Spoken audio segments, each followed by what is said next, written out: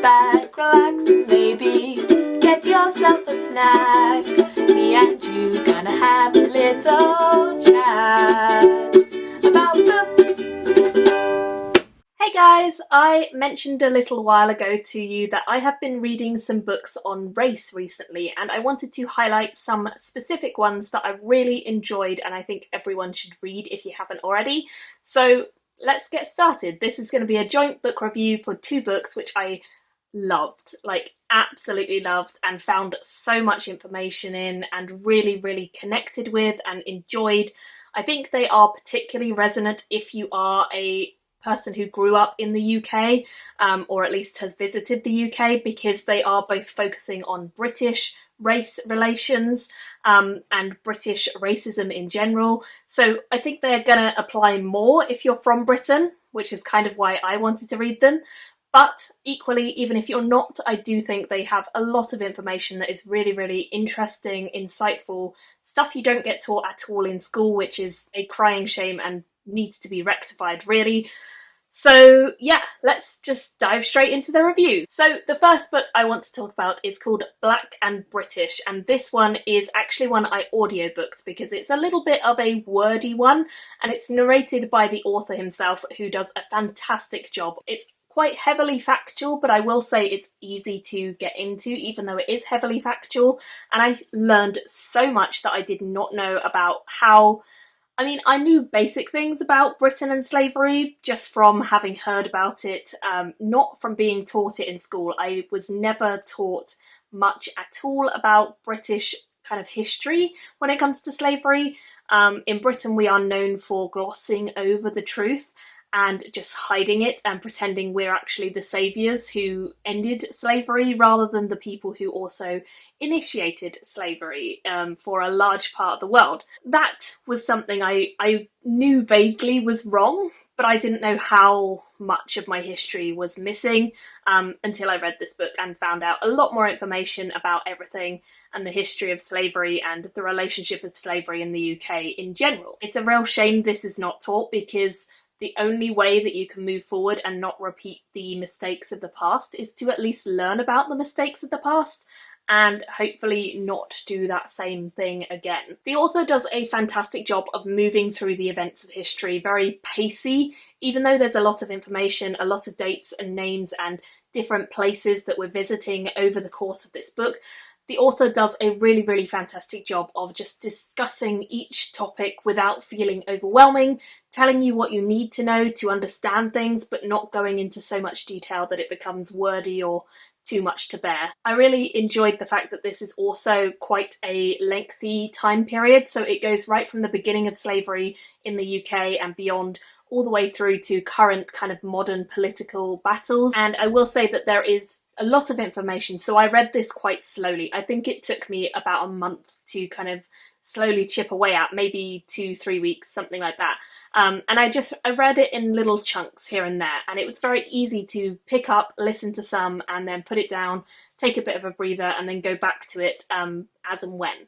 So I really recommend it, and I do think even if it's a slower read for you, it's great to learn and try and understand how things are for Black people and why the history of our particular country is still very deeply embedded, and there's still racist stuff going on in our country today that is horrific and stems largely from all of this systemic racism over our country's history. It's a harsh read because you have to face the truth that, like, the UK is not great, and if you are the sort of person who thinks that already, then it's going to maybe be a bit of an awakening for you.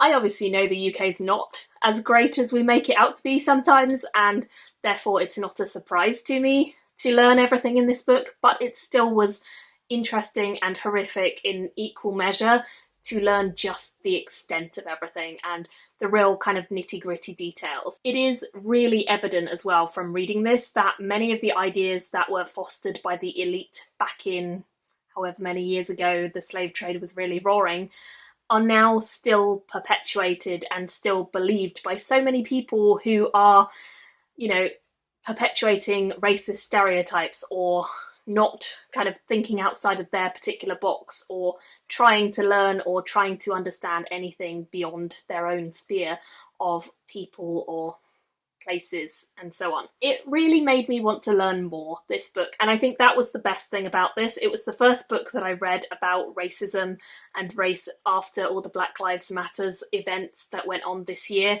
and it was the first book that kind of really opened my eyes to particularly British history. A lot of the books that you get recommended on BookTube about race are mainly focused on America, which is obviously incredibly important to learn about too, but because I am in Britain, it was more interesting and more pressing to me to learn about the history of this country and the racism that is prevalent going on right here, and something that I can maybe change my own mindset or change other people close to me's mindset about. So I'm really glad that I read this first as kind of the first book on race that I picked up, and I do think if you're from Britain or just in Britain, it's certainly worth reading this for sure. One of the things that history in the UK is very good at is pointing the finger at the US and saying, oh look, well they had all of this terrible stuff go on, they had the civil rights movements, they had horrible stuff going on over there, it wasn't us, it was them, which is not true. If you look back at the UK history with slavery, people from the UK would literally brand people who were slaves and people who came from other countries who were black as aliens. They literally called them that, which is just insane to us nowadays, but it was completely normal. They had to apply for an entirely different passport. They would get to England and have everything they believed was theirs taken away, and there's so many horrible things that happened in the name of slavery. Black people were discriminated against from the very start of us kind of colonising, and they were completely set up to fail. They kind of were set up to believe that the motherland was Britain and that Britain would support and help them, and then when they arrived they were just treated so poorly and so badly and set up to fail at everything they could try because the society was just not built to support them. It was kind of perpetuating these horrible stereotypes against black people. There was lots of politics and campaigns that focused on the idea of getting rid of black people, and these people got into power or they were heavily supported. And you know, even nowadays with horrible racist parties that we have trying to get into power, you can see that these types of people who want to embrace racism still exist in the UK nowadays, and I'm sure they will forever. However, I do think there are some people who are unknowingly racist or unknowingly perpetuating stereotypes, and I think those are the people that want to be educated, want to learn, and want to change their mindset or understand where it comes from so they can think deeper. And this book just helps with all of that. So I highly recommend this. I ended up giving it a 5 stars. I really, really think it is a fantastic, essential bit of reading.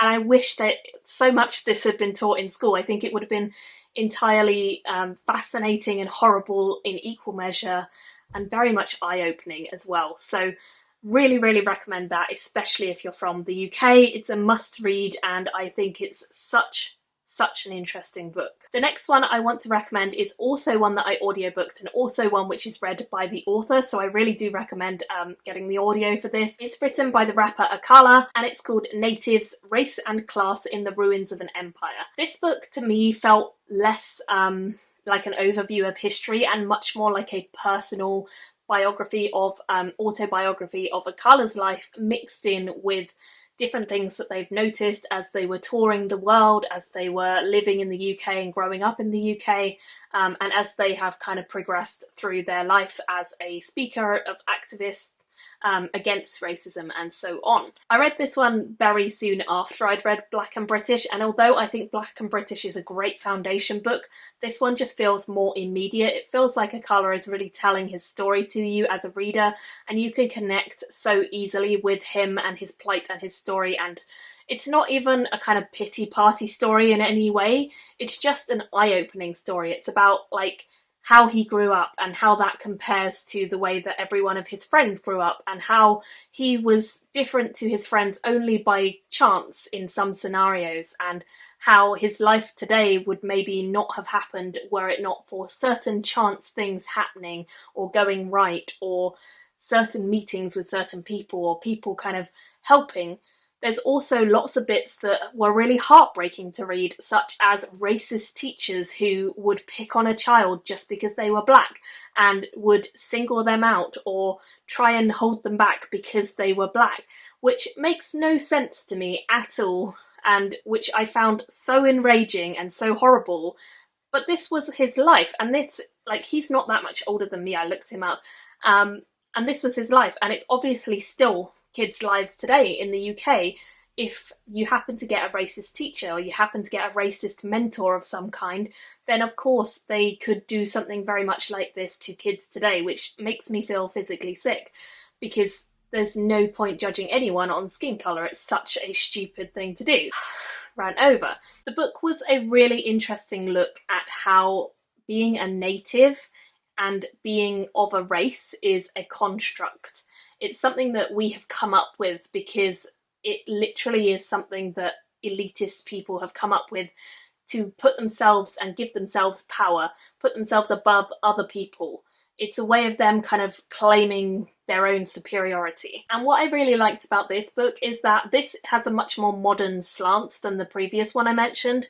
It's very much current politics, current racism, current situations, so it's all very easy to connect with. A lot of the riots that he talks about and a lot of the movements that he talks about are really, really modern stuff that's happened within my lifetime. Maybe I was a bit too young for some of it, but most of it I could either have looked up at the time or known more about at the time. Lots of it wasn't as publicised as other things that happened to white people at the time, and that is obviously a big factor from news outlets being kind of racist in slant as well. I think the biggest takeaway for me from this book is that he's based in London and he grew up there, and I've always lived very close to London when I was growing up. And I'm 25, I've always lived in the UK, not that far from London, and I grew up here. But if I look at his life, where he's not much older than me, he grew up in a similar situation, his life has been entirely, like, many moments of his life have focused on his race as a factor of why something's happened to him. I have never experienced something like that, and I cannot begin to imagine fully what that feels like, or how demoralising and upsetting it is to be picked on for something you literally can't change, something that literally doesn't even matter. I will freely admit that I grew up in a less multicultural society than Londoners, because I lived on the outskirts of London growing up, in a kind of home county, quite a privileged area, quite a nice area. Did not have that many people of colour or black people who were in my neighbourhood, in my school, in any of the groups I attended. There were a few, but it was definitely a massive minority. There are parts of the UK, much like London, bigger cities up north, which have a much more diverse kind of crowd and group than where I grew up. But I think seeing the experiences that Akala had gone through and his friends had gone through was eye-opening for someone like me who grew up in that experience of just being sheltered, being fine, never being picked on my race. It was just crazy to me how this can go on now, you know? It's insane. He explores many of the effects of British colonialism and its effects today on the society and the remnants that are still there. His points are always easily recounted and also very nicely backed up with facts and figures and moments from the time, and I do think he does his research really well. You can see that clearly in this book. Not only is it personal experience, but it's also a lot of information about real things that went on that you can Google, you can find out more about. And I definitely did some of that whilst reading this and found it really, really eye-opening. Like, everything in this has been eye-opening. There's still work for me to do on everything, like learning more about race and how I haven't been affected, but other people have, by me being white and they being black or being of colour. I think it's something that we should all try and educate ourselves on and try and learn more about and be more empathetic, more understanding, more realistic about our world today and what is really going on, and whether we can contribute to it or whether we can stop it or help someone in need. There is still an awful lot that needs to be done and an awful lot that needs to be talked about, and I will continue to read books on race. I've got loads more already waiting for me to pick them up, and I'm very much intending to do so. I do think it's hard to read things that are a bit tricky or a bit out of your normal reading palette. A lot of us read for fun, but it's also a fantastic resource to read to find knowledge and to find out more about yourself and your country and your history, and kind of own that. Whether it's good or bad, you've got to own it. So I found this a fantastic book as well. I also gave this one 5 stars. I think they're both essential reads, and I'd highly recommend them to anyone. Even if you're not in the UK, I'd recommend them, especially if you are. They're a must read. So those are the 2 recent reads I've read on race that I really recommend. I've read 1 or 2 others that weren't quite as good. Let me know if you've read either of these, what your thoughts are, if you've been reading any books on race recently, what you've learned, what you've kind of owned up to or suddenly started to understand about your culture that you didn't know before. I'd be really interested to have a discussion. Obviously, if anyone's rude in the comments, I'll just delete them, so I have no interest in that. Hope you guys are good. Let me know your thoughts and definitely read these if you can. I will see you all very soon in another video. Bye guys! Thank you for watching my video today. Go pick up a book, then come back and chat with me again.